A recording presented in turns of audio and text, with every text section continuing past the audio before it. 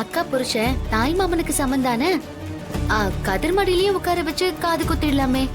ஏய், நீ இப்படி இந்த முடிவு பண்ணுவ? கதிர்மடியில உட்கார வச்சு காது குத்துவனு? இது பாரு, அவன் அக்கா புருஷன், அவ்வளவுதான். அக்கா புருஷன் எப்படி தாய் மாமன் ஆவான்?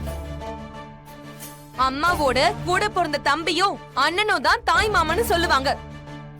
ஆமா, முதல்ல நீ யார் இதுல கருத்து சொல்றதுக்கு?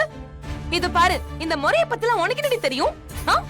இதெல்லாம் தேவையில்லாம பேசுற வேலை இங்க வச்சுக்காத.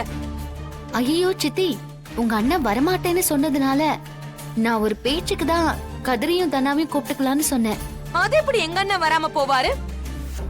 அப்படி வரலன்னா வேற ஒருத்தரை கூட்டிட்டு வந்து அப்படியே உட்கார வச்சிருவீங்களோ?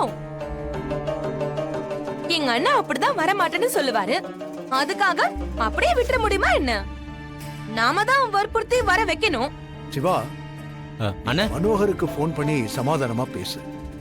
பார்வதி சொல்றதுதான் முறை. இன்றே டவுன்லோட் செய்து உங்கள் ஃபேவரட் ஷோக்களை என்ஜாய் பண்ணுங்க.